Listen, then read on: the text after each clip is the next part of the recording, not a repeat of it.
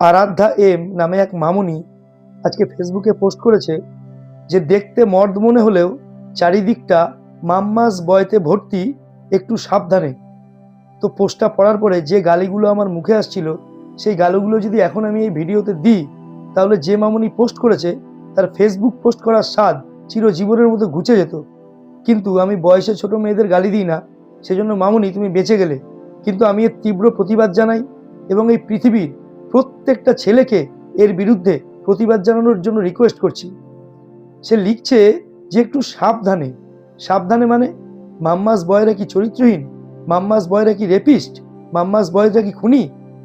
ওইটুকুনি একটা পুচকে মেয়ের এত বড় সাহস হয় কি করে যে পৃথিবীর প্রত্যেকটা ছেলেকে নিয়ে এই ধরনের সার্টিফিকেট দেওয়ার? একটা সোশ্যাল মিডিয়া ইনফ্লুয়েন্সার ঘুমের বড়ি খাওয়ার নাটক করে লাইমলাইটে এসছে, আর তার দুঃখে, তার জন্য আবেগে পাগল হয়ে গিয়ে একটা ওইটুকুনি পুচকে মেয়ে প্রত্যেকটা ছেলেকে সার্টিফাই করছে মাম্মাস বয়েস। কেন মর্দা মাম্মাস বয়েস না? মামুনি, তুমি যে ছেলেটিকে বিয়ে করেছো দেখলাম তোমার প্রোফাইলে, সে কি কোনো বাবার পেটে জন্মেছে? যে সুপারম্যান, তারও তো একটা মা ছিল। সুপারম্যান কি বাবার পেটে জন্মেছে? চারিদিকে যেসব ছেলে দেখতে পাচ্ছ মার্ড, যাদের তুমি বলো, মানে তোমার চোখে যারা মার্ড, সিক্স প্যাক বডি, বুলেট নিয়ে ঘুরছে, যাকে তাকে থাবড়াচ্ছে চোবড়াচ্ছে, মানে তোমার চোখে যারা মদ, তারা কি মায়ের পেটে হয়নি? তারা কি সব বাবাদের পেটে জন্মানো? বলদ মেয়ে কোথাকার!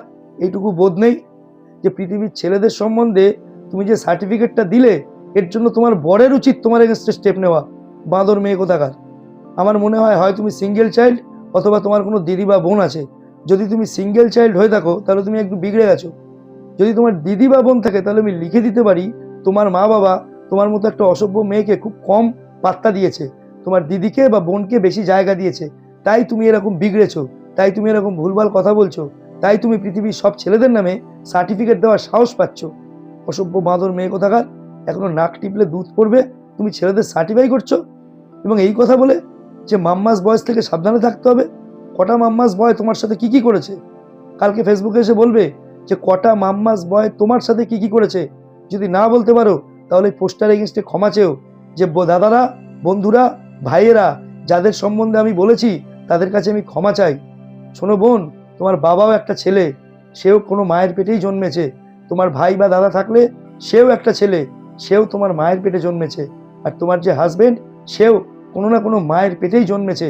অতএব এই ধরনের কথা বলার আগে এরপর থেকে একটু ভেবে চিনতে বলো। 4টে ভিউজের জন্য, 5টা লাইকের জন্য এই ধরনের অসভ্যতার করো না বোন। আমি তোমাকে বোন বলেই সম্বোধন করছি। তোমার যদি বয়সটা কম না হতো, আজকে তুমি শুনতে ভাষা কাকে বলে আর গালি পৃথিবীতে কত রকমের হয়। একটা মেয়ে যখন এরকম ভুলভাল কোনো ডিসিশন নেয়, তার পরিবারের কথা চিন্তা করে না, তার ব্যাকগ্রাউন্ডের কথা চিন্তা করে না, তার আশপাশের কথা চিন্তা করে না, ঘুমের বড়ি খেয়ে মরতে যায়। আর তাও আবার মিথ্যে কথা বলে, 78-79খানা ঘুমের বড়ি কোনো মানুষ খেতে পারে না। ঠিক আছে, তাও ধরে নিলাম সে খেয়ে মরতে গেছে। সে কি এমন পৃথিবী উদ্ধার করে ফেলেছে যে তার পক্ষ নিয়ে একটা ছেলের এগেইনস্টে এইভাবে কথা বলতে হবে?